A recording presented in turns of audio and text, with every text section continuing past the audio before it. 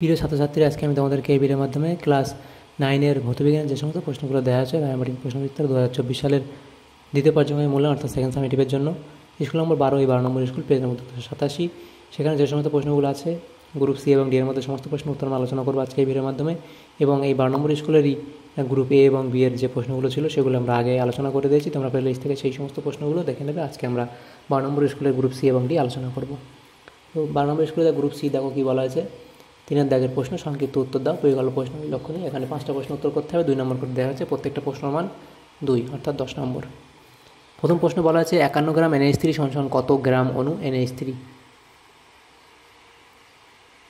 এবং পরের পার্ট কী বলা আছে, এতে NH3 অণুর সংখ্যা কত।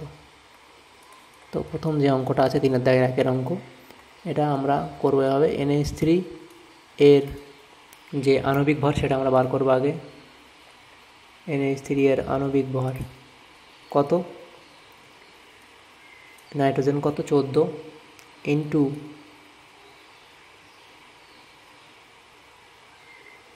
1 প্লাস একটা নাইট্রোজেন আছে সেই জন্য হাইড্রোজেনে কত 1, কটা হাইড্রোজেন আছে 3টে ইন্টু 3 সমান কত 14 আর 3 17। অতএব 51 গ্রাম NH3 সমান কত, 51 গ্রাম NH3 সমান কত গ্রাম অণু,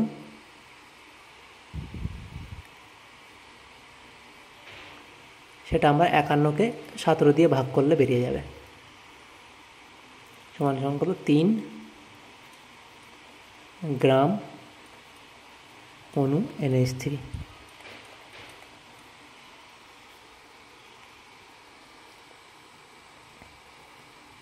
তাহলে এটা হলো, এবং এর পরের পার্ট কী আছে, NH3 অণুর সংখ্যা কত, এবং এতে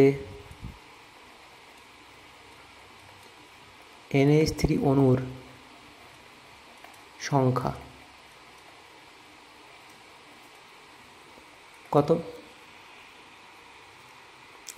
গ্রাম অণু কত আছে NH3-তে, 3 গ্রাম অণু, 51 গ্রামের মধ্যে 3 গ্রাম অণু NH3 আছে, তাহলে 3 দিয়ে গুণ করতে হবে, 3 × 6.022 × 10⁻23 এতটি, তাহলে 318.066 × 10⁻23টি। তাহলে অঙ্কটা হয়ে গেল। পরের যে অঙ্ক মানে পরের ছিল সেটা পরের প্রশ্ন, তামার ইয়ং গুণাঙ্ক 1.26 × 10⁻11 নিউটন ইন্টু m²-2 কথাটি অর্থ লেখো। এভাবে লিখবে, তামার ইয়ং গুণাঙ্ক 1.26 × 10⁻11 নিউটন ইন্টু m², বা নিউটন/মিটার²। এর অর্থ হলো একটি তামার তারে বা দণ্ডে একক অনুদৈর্ঘ্য বিকৃতি সৃষ্টি করতে ওই তার বা দণ্ডের প্রস্তুচ্ছেদের প্রতি বর্গমিটার ক্ষেত্রফলে 1.26 × 10⁻11 নিউটন বল প্রয়োগ করতে হবে। তাহলে অঙ্কটা এইটা এভাবে লিখবে, তাহলে অবধি হয়ে যাবে। পরে ছিল জেল কি, এটিকে অপদ্রাবকারক এর একটি অপদ্রাবকারকের উদাহরণ দাও। জেল কি 3 দাগের প্রশ্ন। জেল বলে পয়েন্ট করে লিখবে, তরল বিস্তৃত দশা এবং কঠিন বিস্তার মাধ্যম দ্বারা গঠিত কোলয়েডীয় সিস্টেমকে জেল বলে, এবং উদাহরণ পনির এবং দই। আর কি বলা আছে, একটি অবদ্রাবক এর উদাহরণ দাও। অবদ্রাবক উদাহরণ কি, সাবান, ডিটারজেন্ট, জিলেটিন, অ্যালবুমিন, কেসিন, এগুলো হচ্ছে অবদ্রাবকের উদাহরণ। 4 দাগের প্রশ্ন, গাঢ় কাস্টিক সোডা দ্রবণে অ্যালুমিনিয়াম চূর্ণ যোগ করে উত্তপ্ত করলে কী ঘটবে, সমীকরণ সহ লেখো। তো এটা লিখবে কি, অ্যালুমিনিয়াম চূর্ণের সঙ্গে গাঢ় সোডিয়াম হাইড্রোক্সাইডের দ্রবণের মিশ্রণ উত্তপ্ত করলে দ্রাব সোডিয়াম অ্যালুমিনেট লবণ ও হাইড্রোজেন গ্যাস উৎপন্ন হয়। তো এই বিক্রিয়াটা দেখো এখানে চলে এসছে। তো বিক্রিয়াটা এভাবে লিখবে তোমরা, 2Al + 2NaOH + 2H2O, সেখান থেকে কী হবে তৈরি, 2NaAlO2 + 3H2। তো এই বিক্রিয়াটা এভাবে লিখে দেবে। পরে দেখো 4 দাগের প্রশ্নে অথবা দিয়ে যে প্রশ্নটা ছিল, 4 দাগের অথবা দিয়ে প্রশ্ন ছিল, এ ও বি দ্রবণের পিএইচের মান যথাক্রমে 4.3 এবং 2.1, কোন দ্রবণটিতে H+ আয়নের সংখ্যা বেশি। তো এটা আমরা কি করে বার করব, 3 দাগের 4 অথবা দেখো প্রথমে আমরা লিখব এ দ্রবণে পিএইচের মান কত, পিএইচ এ দ্রবণে পিএইচের মান 4.3, বি দ্রবণে পিএইচের মান 2.1, অর্থাৎ এ দ্রবণ অপেক্ষা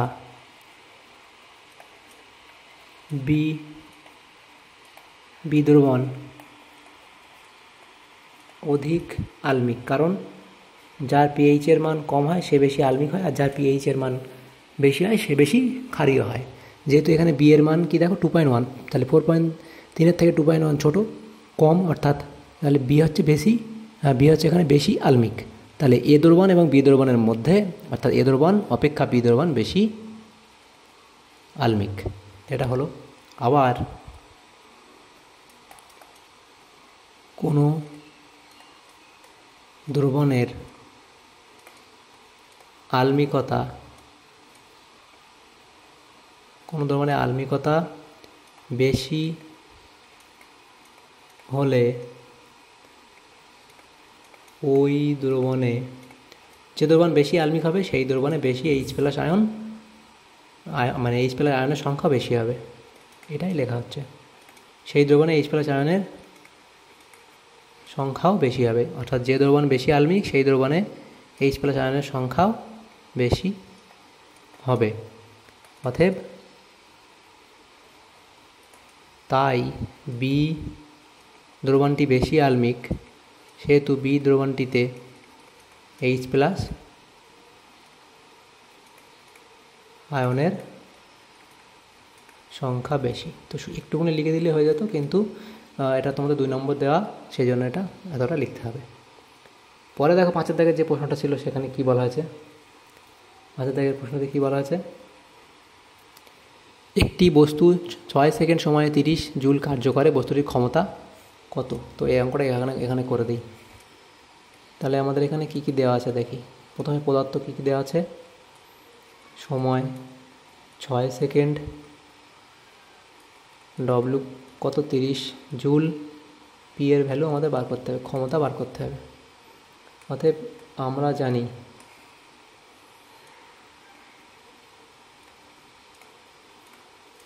জানি পি ইকুয়ালস টু W/T,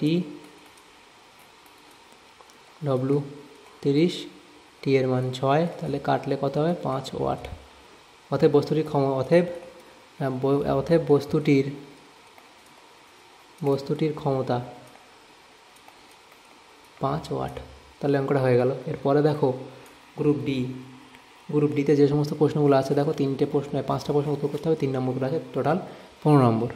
4 দাগের প্রশ্নে বলা আছে নিম্নলিখিত প্রশ্নগুলি যথাযথ উত্তর দাও। প্রথম প্রশ্ন, STPতে 6.022 × 1022 সংখ্যক অণুর আয়তন কত? তো এটা তোমরা কীভাবে করতে হবে অঙ্কটা, লিখবে STPতে 6.022 × 1023, আচ্ছা সরি 1022 সংখ্যক অণুর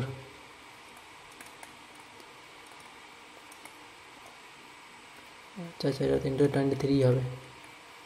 6.022 × 1023 সংখ্যক অণুর আয়তন 22.4 লিটার, এটা আমরা জানি। তাহলে STPতে 1 সংখ্যক অণুর আয়তন কত হবে, 22.4 বাই 6.022 × 1023 লিটার।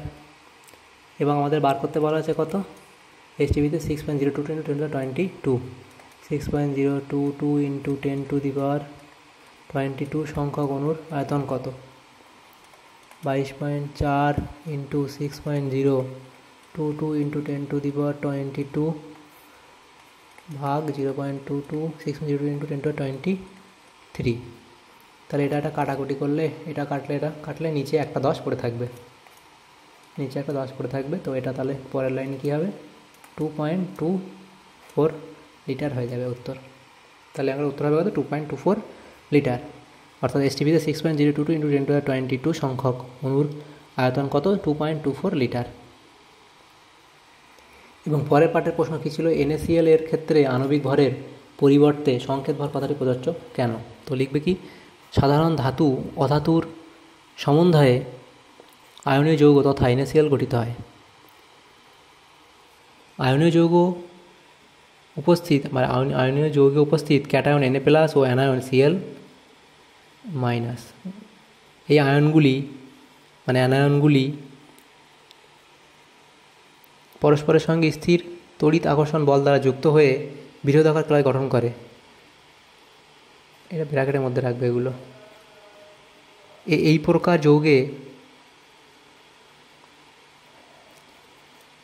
যৌগে কোনো পৃথক অস্তিত্ব থাকে না, শুধুমাত্র বিপরীত আধানযুক্ত আয়নের সমষ্টি মাত্র। তাই আয়নীয় যৌগের ক্ষেত্রে আণবিক ভরের পরিবর্তে সংকেত ভর ব্যবহার করা হয়। যেমন আয়নীয় যৌগ NaCl এর ক্ষেত্রে পরমাণুগুলির পারমাণবিক ভরের যোগফলই হলো NaCl এর সংকেত ভর। যেমন আয়নীয় যৌগ NaCl এর সংকেত ভর সমান Na এর পারমাণবিক গুরুত্ব এবং Cl এর পারমাণবিক গুরুত্ব। তা 23, Na হচ্ছে 23 এবং Cl এর 35.5, সেটা করলে 58.5। তো এইভাবে এর উত্তরটা তোমাদের করতে হবে। পরের যে প্রশ্ন ছিল সেখানে দেখো কী বলা হয়েছে। 2 দাগের প্রশ্ন, তরলের অভ্যন্তরে H গভীরতায় কোনো বিন্দুতে চাপের রাশিমালা প্রতিষ্ঠা করো। তো এখানে এটা দেওয়া আছে, দেখো প্রবাহিত তরলের কোনো বিন্দুতে যে চাপের রাশিমালা, এটা তোমরা এভাবে অঙ্কটা যেভাবে দেওয়া আছে আঁকা আছে, এখান থেকে তোমরা এগুলো পড়ে নিও। তরলের মধ্যে কোনো বিন্দুতে চাপ সমান ওই বিন্দুর গভীরতা ইন্টু তরলের ঘনত্ব ইন্টু অভিকর্ষ ত্বরণের শেষে এইটুকু আসবে।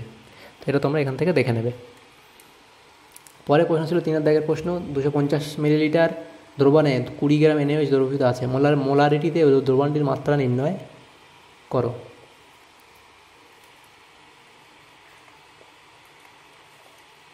তো দেখো এটা কী করবে, 1 মোল NaOH, 1 মোল NaOH অণু, 1 মোল NaOH অণু সমান কত?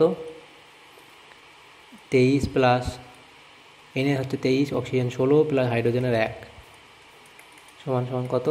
40 গ্রাম NaOH।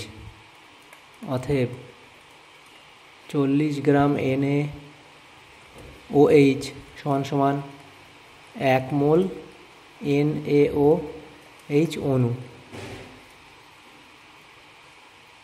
তাহলে 20 গ্রাম মানে কত? 20 গ্রাম NaOH মানে কত? 1 × 20/40, ঐকিক নিয়ম যেভাবে হবে সেভাবে, অর্থাৎ 0.5, অর্ধেক হয়ে যাবে। 40 গ্রাম মানে 1 আর 20 গ্রাম মানে অর্ধেক হবে, 0.5 মোল NaOH অণু। এখন আমাদের কত বার করতে বলা হয়েছে? 250 মিলিলিটার দ্রবণ, 250 মিলিলিটার দ্রবণে NaOH দ্রবীভূত আছে কত? 0.5 মোল।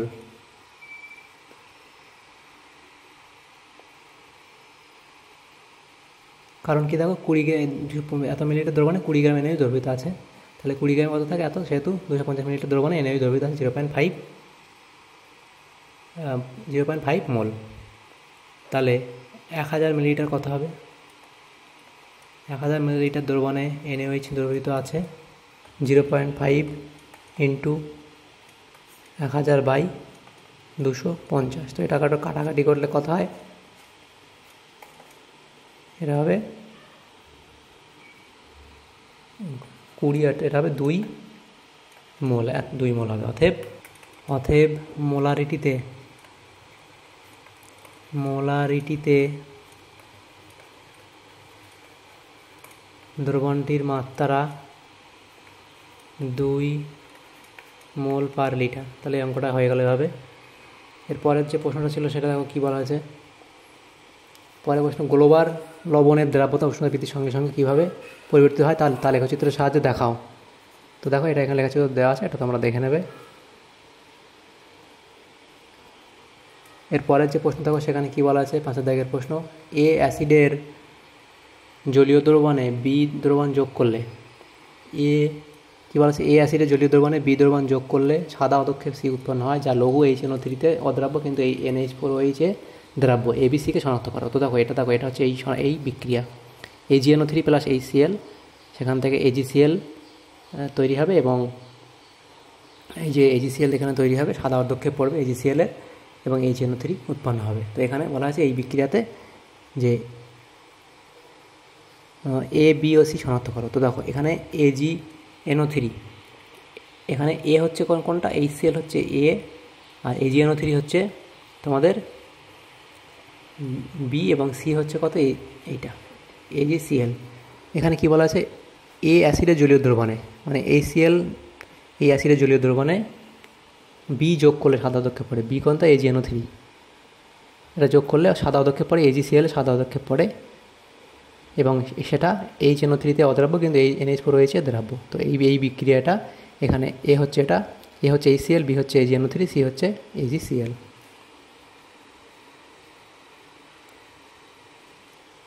এরপরে প্রশ্ন দেখো 5 দাগের প্রশ্ন কী বলা আছে, 500 গ্রাম ভরের একটি বস্তুর বেগ 10 মিটার পার সেকেন্ড হলে বস্তুটির গতিশক্তি কত হবে?